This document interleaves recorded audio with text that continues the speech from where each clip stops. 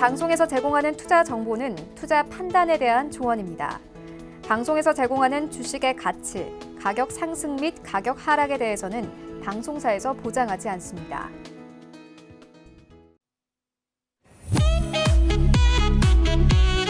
안녕하세요. 진정한 투자의 뜨거운 맛을 보여드립니다. 투자의 맛 진행의 도지은입니다. 월요일부터 금요일까지 여러분들에게 다양한 투자의 방법 알려드리기 위해서 저희가 출동을 했는데요. 오늘은 그 네 번째 시간인 목요일 시간입니다. 오늘은 어떤 위원님이 나오셔서 투자의 맛 알려주실지 바로 만나보도록 하겠습니다. 투자의 맛 보여주실 오늘의 전문가님 선재 김우석 위원님이십니다. 위원님 안녕하세요. 네. 안녕하십니까. 네, 위원님 오랜만에 서울경제에 이제 나와주셨다고 이야기를 해주셨는데 투자의 맛에는 첫 방송이고 또 이제 네. 첫 시간이다 보니까 인사 한마디와 앞으로의 포부 한마디 들어볼 수 있을까요? 네, 그렇습니다. 지금 제가 서울경제를 통해서 5번째 프로그램을 하고 있는데요. 제가 생각하는 건 항상 같습니다. 시청자분들이 원하시는 거는 좀 더 잘한다는 사람들이 나와서 관점을 어떻게 보고 지금 시장을 어떻게 이해하고 앞으로 어떻게 볼 건지 그래서 그거에 대해서 도움을 받으시고 또 비판을 하시면서 본인만의 기준을 설정해 나가셔서 리스크 관리에 좀 도움이 되지 않을까 하는 거라고 봅니다. 그래서 제가 해왔던 거, 그다음에 보고 있는 관점 여러분들한테 공유해드리면서 여러분들이 좀 매매에 좀 더 수월하게 집중하실 수 있게 도움을 드리고자 하겠습니다. 네. 네, 위원님께서 여러분들이 조금 더 투자를 현명하게 할 수 있도록 길라잡이 역할을 해주시겠다라고 말씀을 해주셨는데 아무래도 닉네임이 선재잖아요, 위원님. 네. 앞으로 위원님들이 다 이제 닉네임을 쓰시는 것 같은데 네. 선재라고 닉네임을 붙이신 이유가 따로 있을까요? 제가 궁금해서. 네, 그렇습니다. 우선은 제가 원래는 회사를 다니면서 그 지인들하고 같이 매매를 많이 하고 있었는데 좀 제가 먼저 분석해서 미리 예상을 하는 걸 좋아하고 그다음에 또 선 그어서 많이 설명을 하다 보니까 좀 선제적이다. 또 선 제시를 해서 알려준다. 이래서 선재 항상 이렇게 불러서 그 두 글자 닉네임을 쓰게 됐습니다. 네, 맞습니다. 먼저 제시를 한다라고 해서 선재라는 닉네임이 붙으셨다고 하니까 더욱더 믿음이 가는데요. 오늘 1시간 동안 우리 선재 위원님과 함께 투자 방법 들어보시면서 앞서 나가는 방법을 조금 더 연구해 보시면 좋을 것 같습니다. 그럼 앞서서 참여 방법 먼저 알려드릴게요. 저희 투자의 맛은 여러분들의 참여 활짝 열려 있으니까요. 전화 023153-2611, 023153-2612번으로 궁금하신 사항 전화 주셔도 좋고요. 문자는 받는 사람 샵 4989 설정하셔서 문자 보내주셔도 좋습니다. 또 방송 들으시면서 난 좀 더 위원님과 개인적으로 궁금한 사항을 직접 여쭤보고 싶다 하시는 분들은요. 자주 사용하시는 노란색 메신저 어플 들어오셔서요. 채팅방 상단에 투자의 맛 선재 먼저 제안한다 라는 의미의 선재라고 치시고 들어오시면 바로 입장 가능하십니다. 많은 참여 부탁드리고요. 또 본 방송에서 제공하는 정보는 투자 판단에 대한 조언일 뿐 해당 주식의 가치나 수익률을 보장하진 않습니다. 또 투자의 맛은 자본시장 통합법 준수하고 있는데요. 1:1 투자 상담, 유사 수신행위, 무인가 영업행위, 불법 대여계좌 홍보 및 가입 권유 등 모든 불법 사항 엄중히 금지하고 있습니다. 참고 부탁드립니다. 그럼 전 잠시 뒤에 위원님과 함께 돌아오도록 하겠습니다. 잠시만요.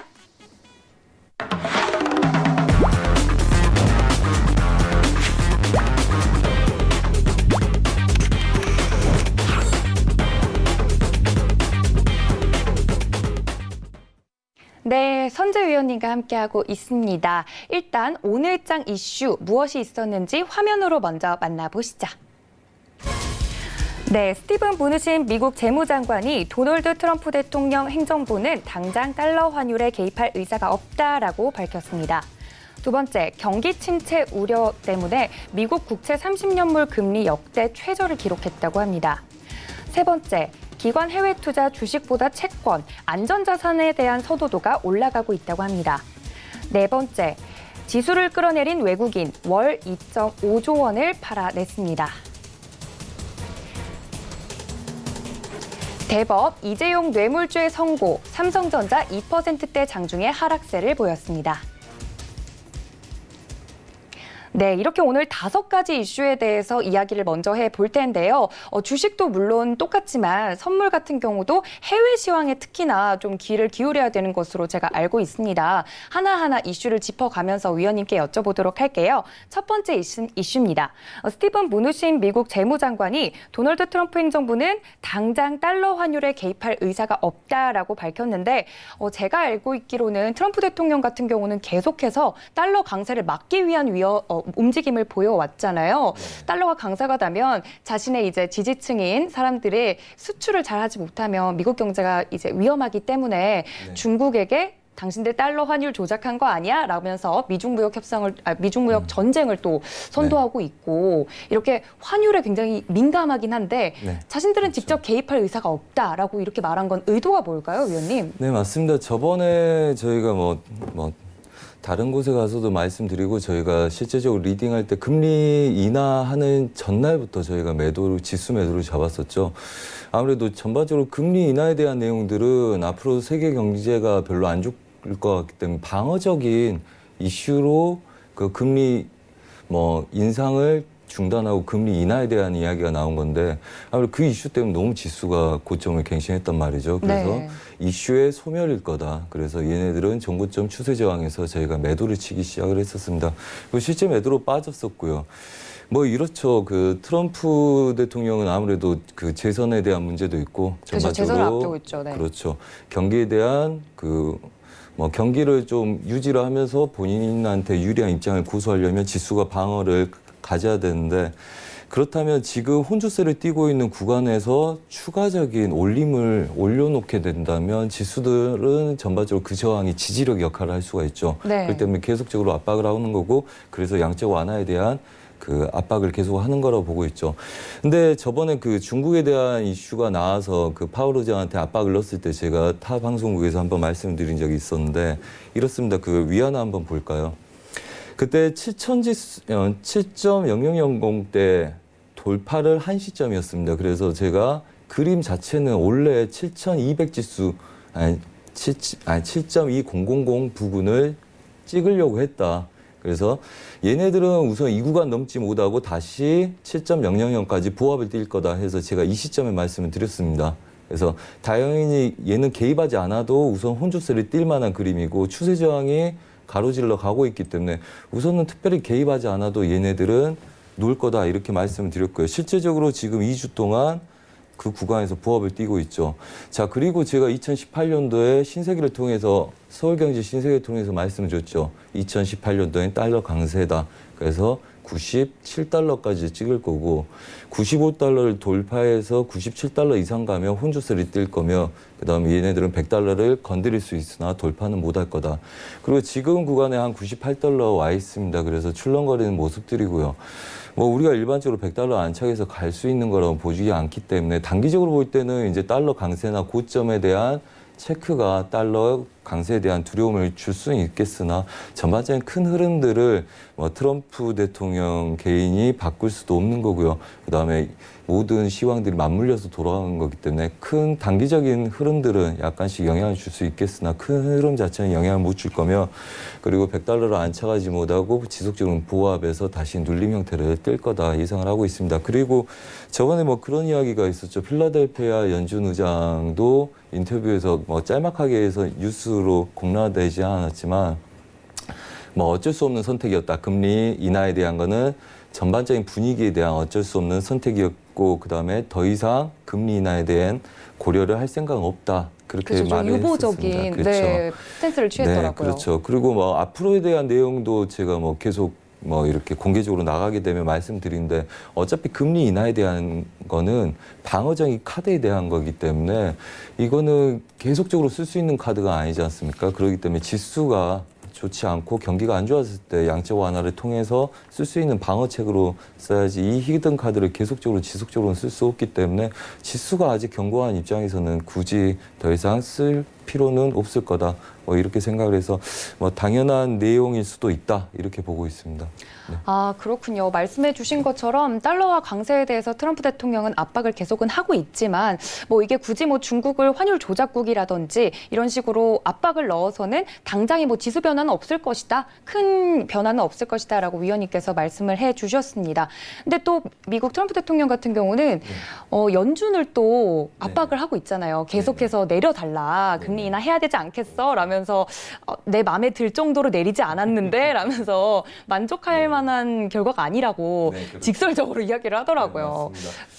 약간 우리가 볼 때는 트럼프 대통령이 약간 사업가라고 이야기를 하죠. 그러니까 네네. 두 마리 토끼를 다 잡고 싶은 거죠. 뭐 예전에도 이란을 압박하면서 그거에 대해서 유가가 올라가면 또 유가는 너무 높다. 그렇죠. 오일 건드리고. 그렇죠. 네. 그래서 사업가이기 때문에 그 두 마리, 세 마리 토끼를 다 같이 잡고자 함인데 실제로는 그렇죠. 지속적으로 그 아까 말씀드렸다시피 이 지수 보합 구간을 양적 완화나 아니면 큰 이슈를 통해서 올려놓기 시작을 하면 지수가 견고하게 지지력을 받쳐낼 거기 때문에 그런 욕심에 의해서 좀 더 뭐 자국의 이익을 위해서 그렇게 발언을 하고 압박을 한다고 보는 거고요. 그리고 압박하는 건 트럼프 대통령의 권리나 뭐 본인 국익을 위한 의무일 수 있으나 또 그걸 판단하는 거는 전체적인 글로벌 경기를 보고 그다음에 앞으로의 미래를 내다볼 수 있는 당연히 뭐 집권하는 대통령의 그 임기 안에서의 상황이 아니라 전체적인 글로벌 시장을 봐야 되는 그분들의 입장은 좀 다를 수 있다고 봅니다. 그래서 사실 압박하는 건 이해가 되고요. 근데 압박한다 그래서 그걸 그 위원들이 그거에 의해서 움직인다면 뭐 그렇죠. 필라델피아 의장들이나 그런 중립적인 관계나 아니면 본인이 별 수 없이 어쩔 수 없는 상황에서 그걸 동의할 수밖에 없었다. 이런 말하는 것조차도 웃기는 거 아닙니까? 그렇다면 누구의 압박에 의해서 그걸 했다는 거는 그만큼 불만이 있다는 거죠. 지금 시기가 아닌데 계속 압박이 들어오기 때문에 그 분위기상 동조를 했다. 그래서 자기 재살 깎게 하면서 그런 발언을 했다 정도는 어느 정도 반발 심리가 있는 상태고 좀 과하다는 생각을 지울 수가 없는 상태라고 볼 수가 있죠. 네. 네, 워낙에 이제 사업가적 기질이 강하고 또 직설적으로 말하는 것으로 유명한 이제 트럼프 대통령이기 때문에 계속해서 여러 기관에 압박을 넣고는 있지만 그게 어디까지나 재선 기간 안에서 이제 선거 기간 안에서 그 재임 기간 안에서의 일이기 때문에 아무래도 그렇게 압박을 넣으면 좀 부작용이 있지 않을까라는 위원님의 말씀이었습니다. 그럼 두 번째 이슈로 넘어가 보도록 하겠습니다. 두 번째는 경기 침체 우려가 커지면서 미국 국채 30년물 금리가 역대 최저치를 기록을 했다. 하는 내용인데요. 어제부터 이제 역전 금리 현상이 계속해서 지속되고 있습니다. 이 역전 금리 현상 같은 경우는 경기 침체 신호탄으로 가장 많이들 우려하는 상황이잖아요, 위원님. 네. 근데 이제 많이들 이제 역전 금리가 돼서 앞으로 더 힘들어지는 거 아니냐 해서 금을 사들이기 시작하고요. 네. 안전자산을 선호하기 시작하고요. 네. 국내 투자자들도 한국 시장이 조금 매력이 없어져서 좀 더 안전한 시장으로 갈아타야 되는 것이 아닐까. 해외 시장으로 눈을 돌리는 일도 비일비재합니다. 이런 네, 경우에서는 또 해외 선물이 또 다른 탈출구가 될 수 있을까요? 네, 그렇죠. 실제적으로는 다른 탈출구라고 볼 수 있긴 하지만 실제적으로 지금 뚜렷한 이슈가 없기 때문에 시장들이 좀 혼조세를 많이 띠고 있습니다. 그래서 변동성에 대한 탈출구는 될 수 있으나 아직 뚜렷한 이슈가 나오기 전에는 그걸 대체할 만한 그런 큰 움직임은 없다 보시면 되고요. 저 또한 이제 지수가 크게 떨어지는 않았지만 달러와 골드와 그러니까 달러는 이미 많이 가 있는 상태고 그래서 골드 레버리지부터 해서 계속 잡아놓고 있었습니다. 그래서 그렇게 했었는데 우선은 국채 제가 우리 같이 하신 분들 회원분들한테 10년물 국채 입찰로 한 2, 3주 전에 말씀드렸는데 국채는 매도 쪽으로 향하는 그림이다 이렇게 말씀드렸었고요. 국채는 매도로? 네. 네. 그리고 30년물 말씀을 하셨기 때문에 30년물 한번 차트를 보면서 말씀드리도록 하겠습니다. 네. 우선은 이렇게 보고 있습니다. 166-07.05 자리부터는 무너지기 시작했다고 보고 있고요. 그 다음에 우선은 165-20 지금 구조 근처죠. 이 구간들 강한 매물대를 이미 형성했죠. 미리 말씀드렸으면 더 좋았겠지만 우선 이제 좀 약간 지나갔기 때문에 추가적으로 얘네들은 이렇습니다. 고점에 대한 고점을 시도하다가 무너진 형태고 그 다음에 추세가 약간 꺾이기 시작을 했죠. 그리고 저희가 위에서부터 최고점에서 이제 되돌리기 시작할 거다 미리 예상을 하고 말씀드렸는데 실제적으로 되돌리고 반등 구조가 좀 약간 막혀 있는 상태고요. 자, 그렇게 본다면 166 다시 07부터 10 사이들 고점을 넘어가지 못하는 압박이 있을 거라고 말씀을 드리겠고요. 그 다음에 얘네들은 장기적으로 162 구간까지는 장기적으로 밀릴 수 있으나 우선은 164-20대 아직은 강합니다. 지수들 빠져서 반등하는 것처럼 아직 이 지수들 강하기 때문에 여기서의 혼조세, 그 다음에 대신 고점을 바로 안착하기는 좀 기술적으로 무리지 않나 이런 생각을 하고 있고요. 그래서 우선은 164.20까지 추가적인 매도 가능성 열고 보시고 그 다음에 반등했을 때는 166-00 부분부터는 그 위 구간은 여전히 막혀서 추가적으로 다시 혼조세에 든다 이렇게 보시면 될 것 같습니다. 우선 일봉상의 그림은 굉장히 작은 구간들이기 때문에 일봉에서의 상단부 제약이 걸린 상태에서 이 정도 혼조세를 띄고 최대 이 구간까지 부합을 띌 수 있겠다는 거기 때문에 기술적이나 아니면 흐름상에 큰 무리 된 그림도 아니고요. 그 다음에 이제까지 갔던 애들 잠깐 차익 나오는 거기 때문에 우리가 단기적으로 봤을 때는 우선 이 구조에서 많이 밀린다 볼 수 있고 저가를 다시 찍는다 볼 수 있지만 이 구조에서 실제적으로 부합을 띄는 그림들을 크게 우리가 새로운 향방을 결정하는 그림이라 보기보다는 우선은 매수의 기술적인 차익들이 나올 수 있는 구조다. 이 시점으로 보시는 게 좀 더 유리할 듯 이렇게 보이고 있습니다. 네. 네, 위원님과 함께 차트 보면서 미국 국채 30년물 금리에 대해서도 한번 알아봤습니다.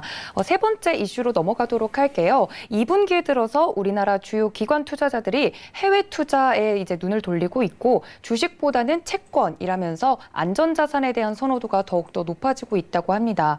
안전자산을 선호하고 있는 이유는 여러 가지가 있겠지만요. 네. 워낙 대외적인 변수가 많고 또 변동성이 크고 또 불확실성이 크기 때문에 한 치 앞을 모르겠어서 좀 네네. 안전한 상품에 투자를 하는 게 좋지 않을까라는 투자자분들의 선호 심리가 이제 반영이 된 것 같아요. 네네. 근데 간밤에 이제 해외 시황을 보니까 금은 또 하락을 했는데 계속해서 네네. 상승 중이긴 하지만요. 네네. 금 같은 경우는 하락을 하고 있고 또 안전자산을 선호하고 있다고 하는데 여러 가지 안전자산 중에서 좀 최근에 이슈가 되고 있는 종목들은 뭐가 있을까요, 위원님?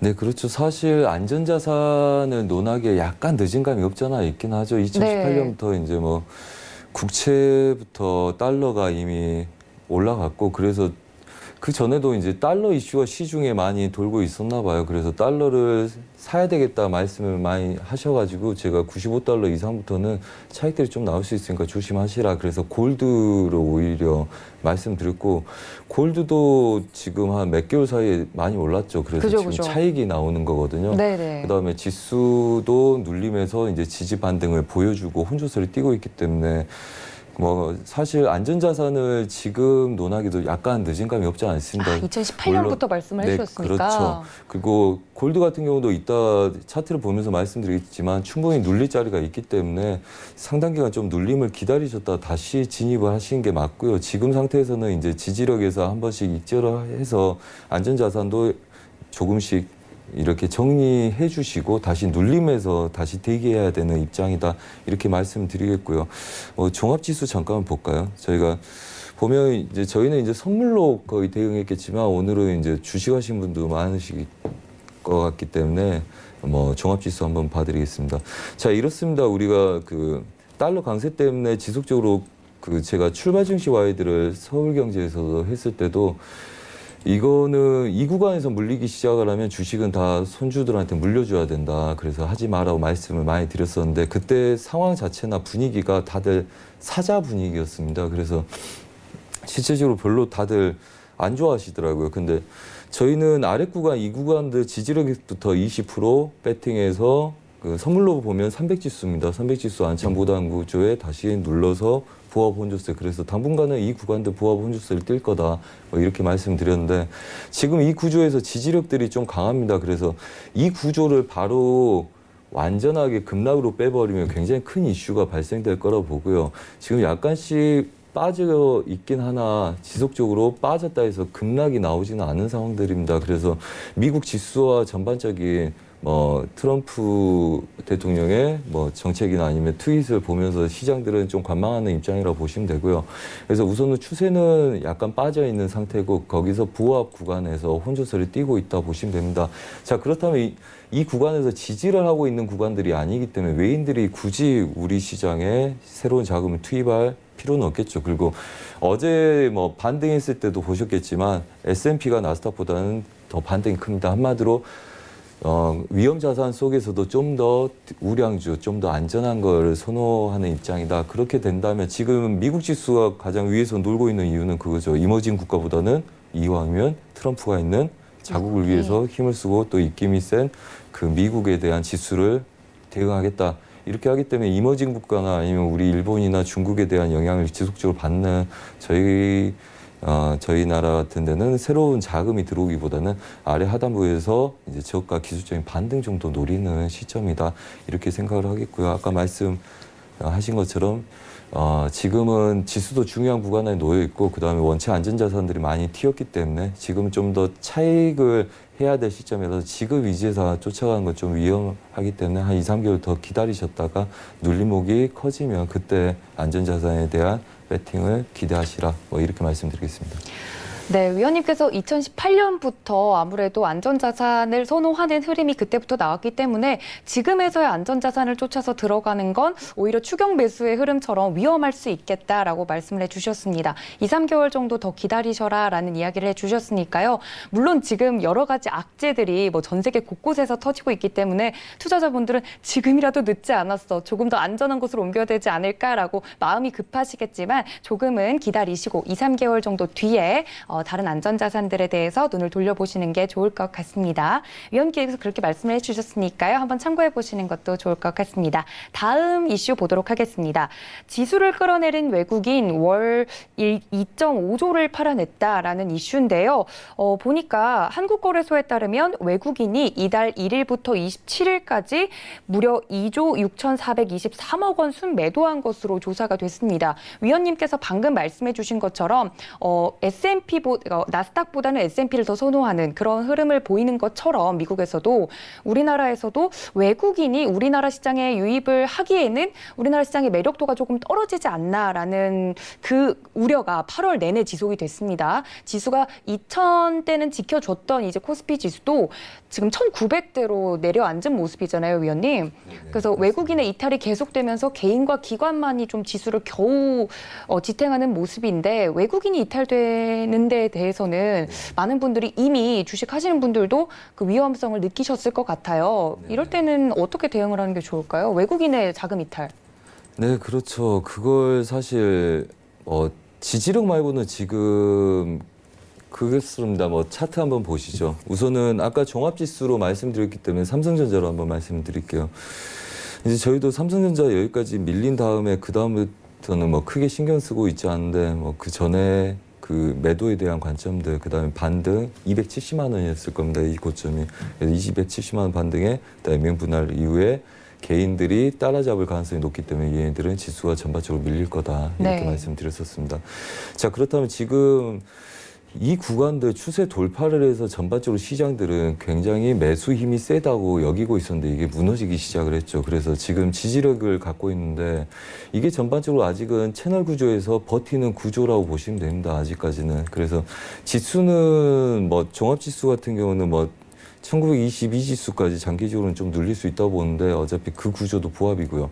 그 다음에 얼추 보자면 지금 삼성전자는 전반적인 채널 구조의 형태를 띌 수 있는 구조죠. 그래서 이 구간도 지지력이 굉장히 중요한 겁니다. 그래서 우리나라 지수 자체도 중요하고요. 그 다음에 삼성전자도 이 지수를 방어하려고 굉장히 노력을 하고 있는 거죠. 근데 이제 우선 반등하더라도 크게 노리는 것보다는 이 구조에서 고점 넘어가지 못한다. 그래서 장기적으로는 하방을 쏠릴 수 있으나 지금 쏠리는 거는 엄청난 이슈가 대두돼야 되기 때문에 저는 기술적으로 기술적인 그림이 나오더라도 사실 믿고 싶지는 않고요. 이 구간에서 우선 혼조세 여력을 봐야 된다. 그리고 지수를 아무래도 아까 말씀드린 것처럼 외인들은 그렇죠. 불확실성은 그냥 위험한 겁니다. 불확실성은 악재이기 때문에 불확실한데 굳이 얘네들을 받쳐낼 이유가 없고요. 충분히 이 추세 저항을 올라타서 혼조세를 띄고 그다음에 개별적인 국내 이슈가 자리 잡지 않는 이상은 아직은 이 구간대 한 삼각 수렴 정도, 뭐 삼성전자 같은 경우는 뭐 42,000원대에서 46,000원대, 많으면 한 48,000원대까지로 봅니다. 이 구간대로 혼조세 여부를 보신 게 맞고, 그다음에 혼조세, 그다음에 보합, 그다음에 뚜렷한 그림이 보이지 않는다면 유동자금을 끌어다가 갖고 올 필요도 없고요. 그다음에 지금 달러가 강세를 띄었었기 때문에 뭐 그렇지 않습니까? 국내 뭐 달러를 환전시켜서 원화로 배팅을 했는데 달러가 더 강해졌다 그러면 수익이 나더라도 환전을 재차시킬 때는 달러 때문에 또 환차익에 대한 손해가 나겠죠. 그죠. 그래서 우선은 달러가 강세에서 유지가 되고 있는 상태에서 달러가 다시 약세 전환하기 전까지는 아무래도 유입이 어려울 거다 보시고요. 그래서 달러 인덱스가 좀 더 무너지고 추세가 다시 변곡을 만들기 시작을 하면 상대적으로 저렴한 국내 지수에 배팅이 들어와서 위험한 종목이든 아니면 저가 형태의 종목이든 좀 더 투자할 맛이 나지 않겠나. 그래서 달러의 약세를 좀 더 기다려 보신 게 나을 것 같다. 이렇게 말씀드리겠습니다. 네, 아무래도 외국인의 매도세에 한 달 내내 지수가 이제 출렁이는 모습을 보였는데요. 거기서 이제 대량 그 대형주인 삼성전자 같은 경우가 대표적으로 이제 조금 약세를 보였던 것 같아요. 삼성전자 같은 경우는 이제 워낙 크기 때문에 지수를 이끄는 대형주잖아요. 삼성전자도 외국인의 매도세는 피해가지 못했던 것으로 이야기를 해주셨습니다. 달러와 강세가 앞으로 계속되면은 약세로 전환되지 않는 이상 외국인의 이탈은 조금 막지 못하지 않을까라고 말씀을 해주셨습니다. 이렇게 자연스럽게 이어가면서 삼성전자 개인적인 이슈로 또 넘어가야 될 것 같습니다. 오늘 개별 이슈가 있었죠. 삼성전자 이재용 부회장이 국정농단 상고심 결정에 따라서 이제 개인적인 악재가 터지면서 1.7% 종가 기준 내리면서 43,400원에 마감을 했습니다. 삼성전자를 필두로요. 또 삼성 패밀리가 이제 전반적으로 흔들리는 모습을 보였는데 삼성 바이오로직스 5% 이상 장중 급락 나왔고요. 삼성물산과 삼성 SDS도 3%대와 2%대 약세를 기록을 했습니다. 그 뒤로 쭉쭉 이제 삼성전자 주식 같은 경우는 무려 1조 4,507억 원 외국인의 매도세가 나오는 등 삼성전자 개인적인 악재도 겹치면서 크게 흔들리는 모습이었습니다. 아무래도 네.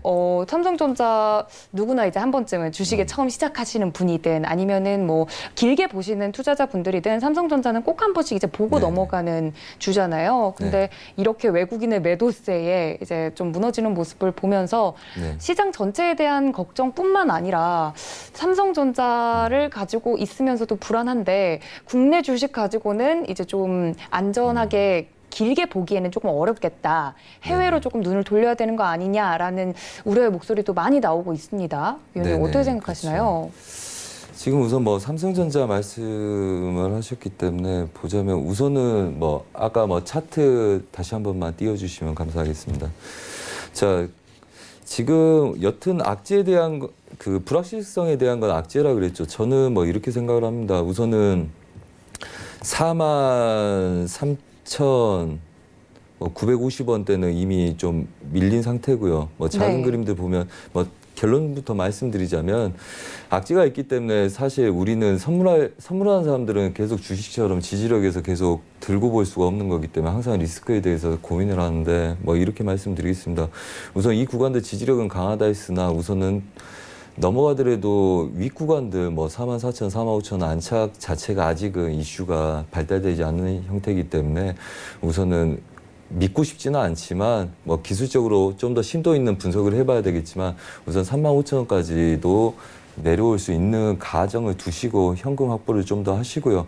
그 다음에 이 구간들 41,000원대를 지키지 못하면 그 구간까지 추가적인 눌림들. 그래서 그림 자체는 전반적으로 하방 경직에 대한 사실 이렇게도 말씀드렸습니다. 얘네들 채널로 이렇게 그냥 종합지수도 그렇고 이렇게 내려오는 거 예상하고 싸우시라. 그래서 아직까지는 지지력들이 있기 때문에 여러분들이 이 구간에서 지지력은 보셔도 좋으나 전반적으로 3만 원대 중반이나 초반대 지지력을 보고 대응하시면 좋을 것 같고요.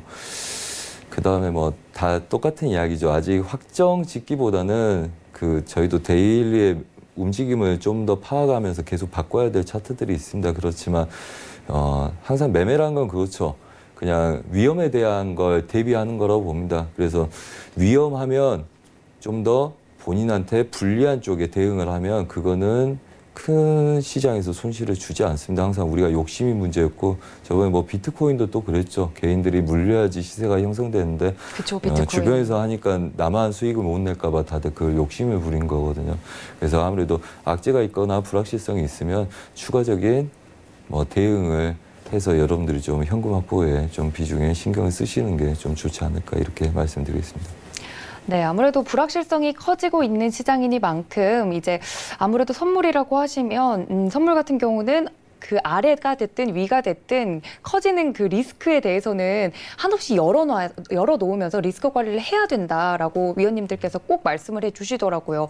여러분께서도 뭐 주식을 하시든 선물을 하시든 어떤 투자의 방법을 이제 생각을 하시든지 리스크 관리에서만큼은 꼭 이제 보수적으로라도 리스크 관리는 꼭 하셔라라고 위원님께서 현금 확보 전략까지 이야기를 해주셨습니다. 아무래도 삼성전자 같은 경우는 저희 지수를 이제 이끄는 가장 큰 대형주 중 하나이기 때문에 삼성전자가 흔들리는 거에 대해서 많은 분들이 걱정이 크셨을 것 같아서 마지막 이슈까지 짚어봤습니다. 그럼 여기까지 이슈는 마무리를 하도록 하고요. 이렇게 자세하게 차트를 보면서 시황까지 녹여내 주실 줄은 저도 몰라서 굉장히 필기를 열심히 하면서 저도 열심히 들었는데 이렇게 우리 선재 위원님의 시황과 또 자세한 이야기들 들어보고 싶으신 분들 참여 방법 있습니다. 자주 사용하시는 노란색 메신저 어플 들어오셔서요. 채팅방 검색창 상단에 투자의 맛 선재라고 검색하시고 들어오시면 위원님의 이런 자세한 이야기들 들어보실 수 있습니다. 차트에 대한 뭐 포지션에 대한 이야기가 됐든 시황에 대한 이야기가 됐든 무엇이든지 이 불확실성이 이제 커지고 있는 시장에서는 많이 아는 게 힘이겠죠. 들어오셔서 다양한 정보와 이야기들 들어보시면 좋을 것 같습니다. 그럼 이어서 시황은 이렇게 마무리를 하도록 하고요. 다음은 이제 레스토랑에도 가면요. 레스토랑에서 주로 밀고 있는 메인 디쉬가 있지 않습니까, 위원님? 네. 레스토랑에 가면 이게 우리 레스토랑의 이제 메인 디쉬입니다라고 주 메뉴를 이제 밀곤 하는데 네. 위원님께서 이제는 본격적으로 네. 집중적으로 내가 파고드는 종목에 대해서 제대로 이야기를 해주겠다. 이게 좀 재료 설명을 한 거예요, 앞에서는. 네. 이 재료가 신선하고요. 이 재료는 조금 뭐 안 신선하고요. 이런 이야기를 했다면 이제는 네. 신선한 재료들만 가지고 내가 주로 잘할 수 있는 뭐 양식이면 양식, 한식이면 한식 이렇게 주 공략 포인트들을 이야기를 해볼 텐데 그 첫 번째가 바로 나스닥입니다. 나스닥 같은 경우는 어떤 매력이 있을까요, 의원님?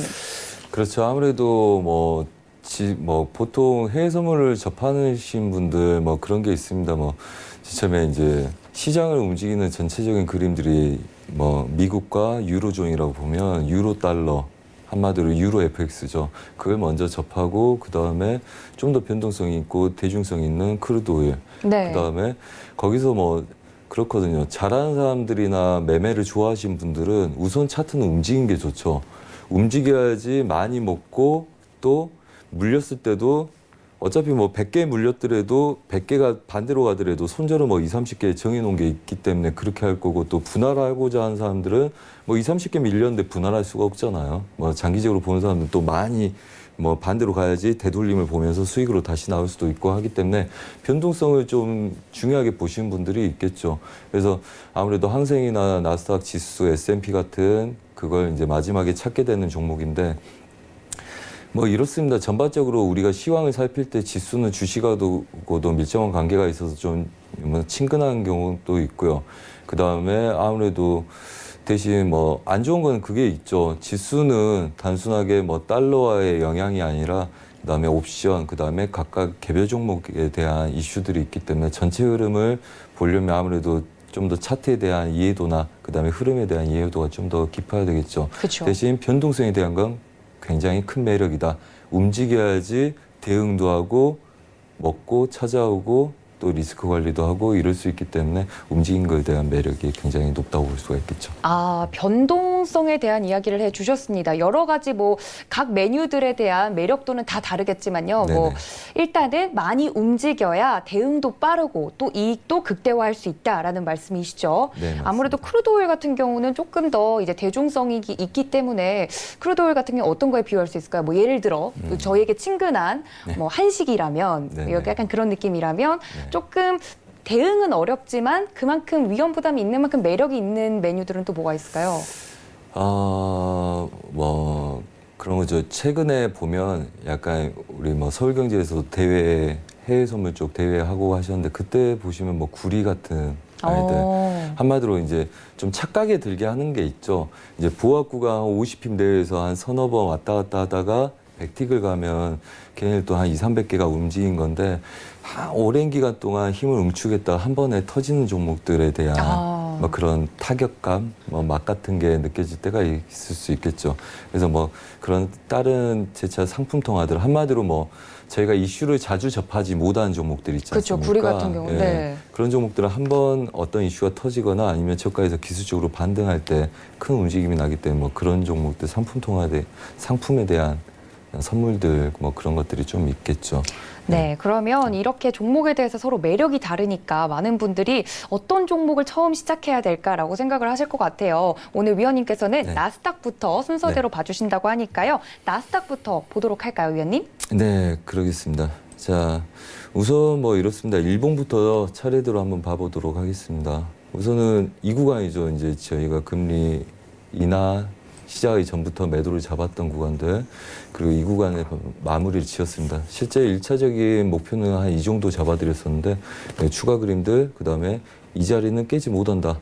그래서 단기간에 이 자리를 바로 깰 수는 없다. 그래서 우선은 보합 혼조세를 뛸 거다 이렇게 말씀드렸고요. 그래서 뭐 기술적으로는 좀 아래쪽에서 놀길 바라는데 실제적으로는 뭐 국채도 그렇고 전반적으로 지수가 이 구간 두려움에서 위에서 계속 버티려는 힘들이 있죠. 자, 그래서 오늘 뭐 지금 오후 한 4시 정도에 매수로 많이 튀었었습니다. 우선 추세를 넘어갔다고 보기는 힘드나 우선 뭐 이렇게 드렸습니다. 어제 사실 우리가 뭐 매도 되돌림 물림을 많이 보고 있었습니다. 근데 윗구간이 열리면 7,650 지수가 열린다. 그래서 오늘은 7,700까지 맞고 그냥 단타 매도만 본다. 매도 보시고 계신 분들은. 그래서 제가 여기 생방송 오기 전에 이 구간에서 보고 있었는데 얘가 튀기 시작을 했었습니다. 그래서 우선은 7,650 지수부터 7,670 지수였나요? 7,670 지수 뭐 갑자기 쭉 우리 이야기하고 있는데 이게 확 튀기 시작을 해서 제가 여기서 매도를 잠깐 드렸었습니다. 방송 오기 전에 매도를 드리고 그다음에 얘네들은 바로 못 빠진다. 또 매수 계속 시도할 거니까 7,700 지수 맞고 단타 매도나 좀 보시라 이렇게 말씀드렸고요. 실제 지금 뭐 수익이 나고 계시겠죠. 뭐 그래서 우선은 뭐 이렇게 보고 있습니다. 지금 기술적으로 좀 더 뭐 디테일한 상황을 살펴봐야 되겠지만 제가 볼 때는 우선 7,650 지수부터 7,700 지수 메인으로 해서 보합 혼조세 뛸 걸 예상하시면서 이러면 올라올 때마다 짧은 손절로 단타 매도 뭐 대응을 좀 해보시라 말씀드리겠고 7,600 지수 그 다음에 최대는 7,650부터 7,600 지수인데 우선 7,650까지 매도로 되돌리는 매도 배팅 저도 한 상태고요. 그 다음에 최대치는 7,600 지수까지 한 오늘 새벽이나 내일 다음 주 초반까지 되돌릴 수 있는지를 볼 생각이고 한마디로 얘가 돌파하고 그다음에 이 구간을 뛰어넘어서 추가 그림들이 나왔는데 여기서 7,700 지수 안착이 좀 어려워서 차익이 나온다. 그래서 오늘 뭐 그제부터 얘네들이 그렇죠. 저도 뭐 단타 매도를 많이 봤었습니다. 그러니까 매수로 가는 걸 인정하고 싶지 않더라고요. 그림 자체가 매수들에도. 그래서 뭐 짧은 구간들 계속 얘네들 매도를 치고 이렇게 놀고 있었는데 우선 어제 이 구간들 지지력이 굉장히 강했었습니다. 그래서 어제 추가 돌파는 하지 못하고 오늘 쭉 줘서 매도를 많이 먹긴 했었는데 다시 여기서 단타는 누르다 얘네들이 돌파하면서 그다음에 윗 구간에서 다시 누르기 시작했거든요.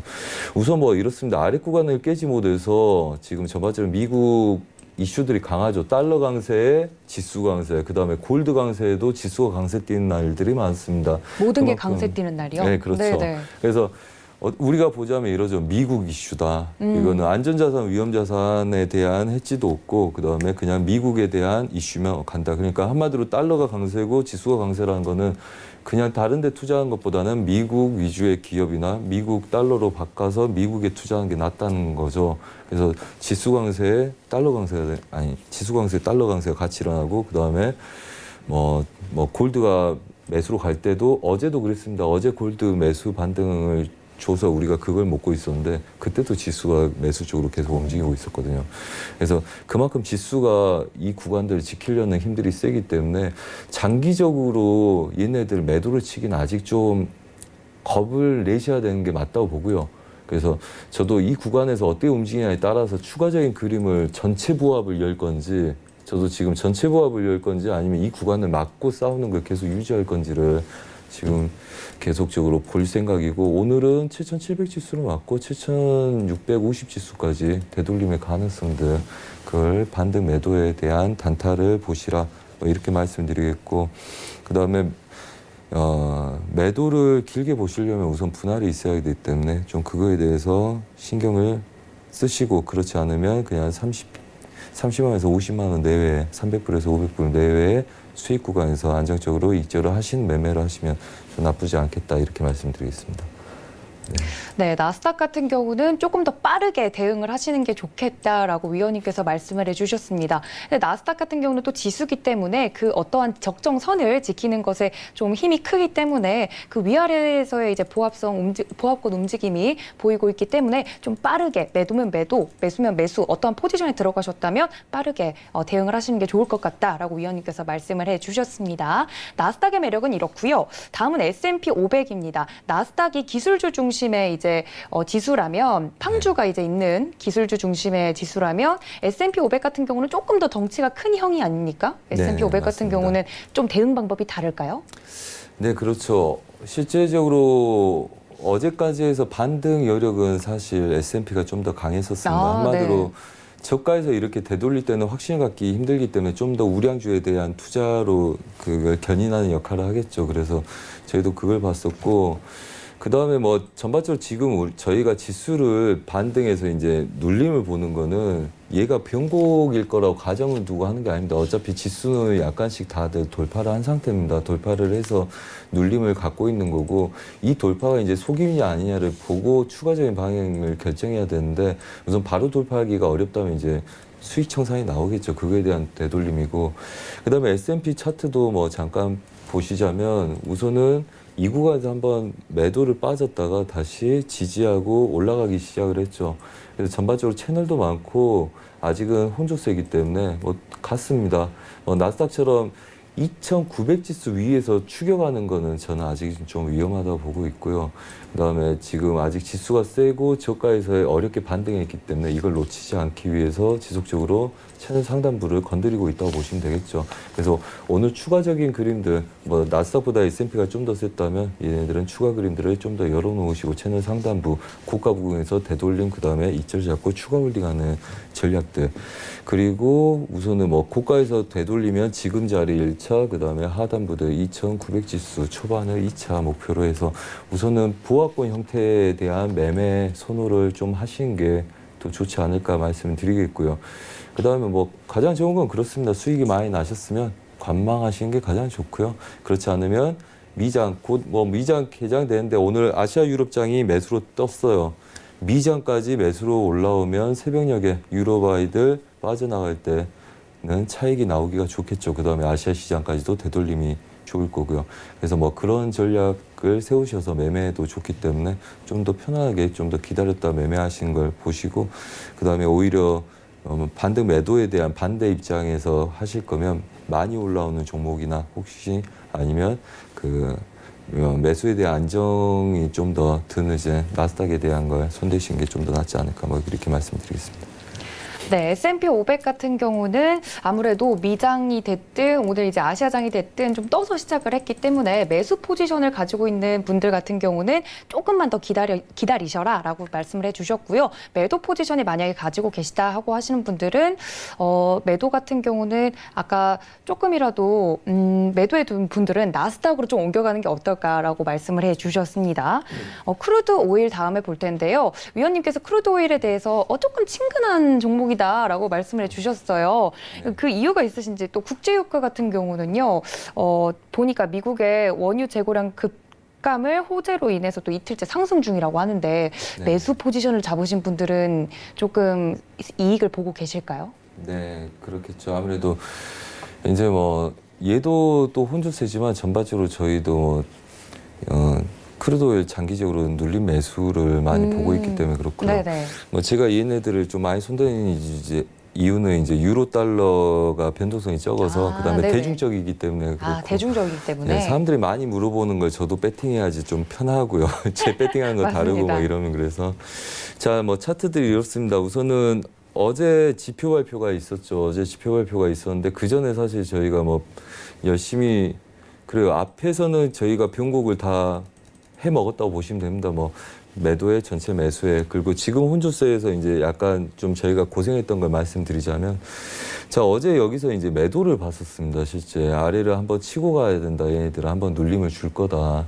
근데 어제 이제 지표 때 그렇죠. 우리가 60 위를 건드려서 돌파를 하면 이제 매수로 인정하겠다. 그래서 나는 우선은 눌려야 된다고 본다. 그런데 얘네들이 뚝 치기 시작을 해서 우선은 돌파 가능성을 점진한가 보다. 그리고 봤더니 얘네들이 떨어지기 시작을 했습니다. 그래서 20 때부터는 저희가 애초에 우리가 눌림을 보려고 했던 아래 구간들 80 지지력까지 기다려서 뭐 매수를 잡았다 그러면 분할해서 나오면 되고 뭐 이러니까 기다리시라 그래서 어제 이 아래 구간에서 이제 매수를 치고 그다음에 마무리를 했었었는데요. 뭐 전반적 흐름은 이렇습니다. 지금 어제 지표가 나쁘지 않았는데 실제적으로 그 전에 계속 매수 시도를 하다가 한번 훅 쳐주고 그다음에 그냥 눌려버렸단 말이죠. 그래서 전반적으로 지금 혼조세를 띄고 있는 거고요. 분봉상에서나 일봉상에서 여러분들은 아시겠지만 어차피 지금 다들 추세를 갖고 있습니다. 그래서 추세 돌파를 할 거냐 말 거냐 싸움들이고 전반적으로 아래 구간들을 지지가 됐기 때문에 장기적으로 얘네들 57.10대 그다음에 위에 먼 자리가 있는데 그거는 제가 다시 한번 확인해서 말씀드리겠다고 말씀드렸습니다. 그래서 지금 어제 돌파했으면 좀 더 그림이 수월했을 텐데 어제 돌파하지 못하고 다시 아래 구간대 55.40대 지지력을 갖고 있기 때문에 완전하게 미장 이후에 추세가 원웨이 성향을 갖고 있을 때 추가적인 그림을 인정을 하시면 될 것 같고요. 그다음에 전반적으로 사우디 쪽에서도 원유 자체가 좀 차트가 좀 올라가길 바라는 입장이라서 특별한 이슈가 없는 상태에서 지수가 뭐 매도로 크게 눌림을 주지 않고 계속적으로 버티고 있는 구조라면 그걸 이용해서라도 지수가 견인하든 아니면 개별 이슈로 오일이 뜨든 이 추세 라인을 넘어가려는 시도를 지속적으로 하고 있기 때문에 여러분들은 이 구간에서 너무 길게 매도는 보지 마시라. 그래서 뭐 한 번, 두 번, 세 번, 네 번, 한 5번 해서 총 작은 거까지 하면 6, 7번을 건드리고 있는 추세선이기 때문에 뭐 함부로 맞고 싸우는 것보다는 넘어간 다음에 지지력에서 매수 배팅으로 돌리시는 게 나쁘지 않을 것 같다. 이렇게 말씀드리겠습니다. 네, 아무래도 이제 산유국 같은 경우는 계속해서 오일 가격을 올리는 데에 집중을 해왔고 그 전에도 이제 개별 이슈로 미국과 이란 간의 문제가 있었기 때문에 이 오일 같은 경우는 시황적인 부분에서도 많은 분들이 조금 가깝게 느끼셨을 것 같아요. 근데 위원님께서는 추세 돌파 여부의 문제다. 조금 더 추세를 잘 이걸 깨는지 안 깨는지를 보고서 접근을 해야 된다라고 말씀을 해주셨으니까요. 참고해 보시면 좋을 것 같습니다. 다음은 아까도 잠깐 이야기를 나눴던 안전자산, 대표적인 안전자산 이죠. 골드에 대한 이야기입니다. 골드 같은 경우는 아까도 말씀해 주셨지만 오늘 약간 그러니까 눌림목이 나왔지만 계속해서 오르는 추세였어요. 어떻게 네네. 보시나요, 위원님? 네, 그렇습니다. 사실은 저는 이제 뭐 같이 하신 분들한테 저는 골드 선물은 이미 정리가 들어갔고요. 그 다음에 레버리지 인덱스하고 뭐 인덱스하고 갖고 있는데 그게 한 30% 정도밖에 수익이 안 나 있습니다. 그래서 걔네들은 그냥 홀딩을 하고 있는데 지금 정도는 차익을 한번 나와야 된다고 말씀을 드리고 있어요. 왜 그러냐면 상반부 제약들이 많이 걸려 있는 상태고 그다음에 이 구간들 돌파 시도는 하고 있으나 여기서 바로 추가 안착을 하지 못하면 물량들이 좀 나올 수가 있겠죠. 가로저항점들 2012년, 13년을 보시면 되겠습니다. 이제 그 구간들이 있기 때문에 우선은 한 번은 여기서 차익이 나올 거에 대한 대비를 하시는 게 좋겠다고 말씀을 드리는 거고요. 그다음에 당연히 저희는 이제 롱포에 대한 매수를 계속 드렸고 유로 달러는 좀 약한 상태였지만 골드는 굉장히 큰 수익을 많이 줬었죠.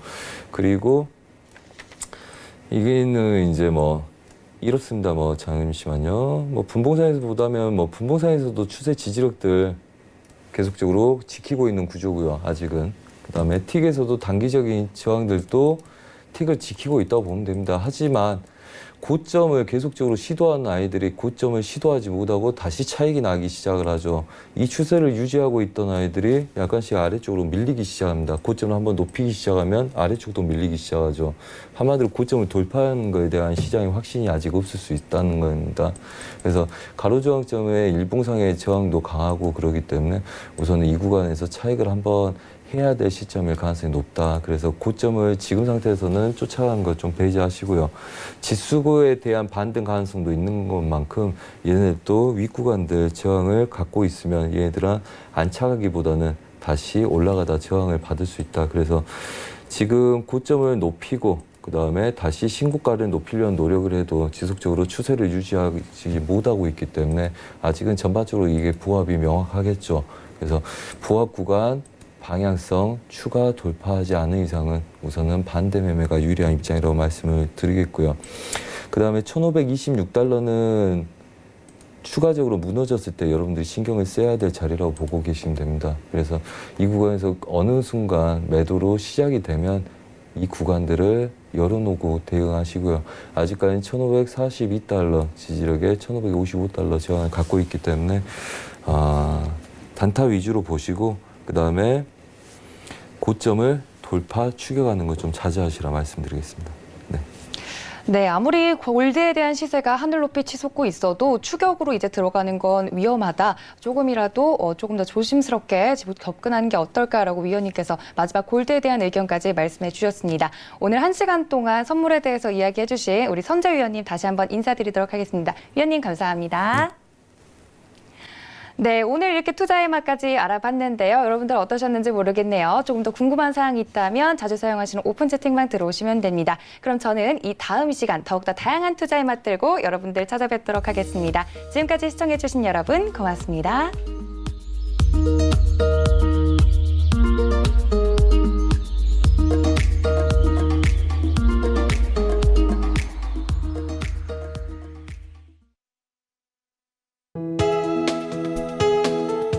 방송에서 제공하는 투자 정보는 투자 판단에 대한 조언입니다. 방송에서 제공하는 주식의 가치, 가격 상승 및 가격 하락에 대해서는 방송사에서 보장하지 않습니다.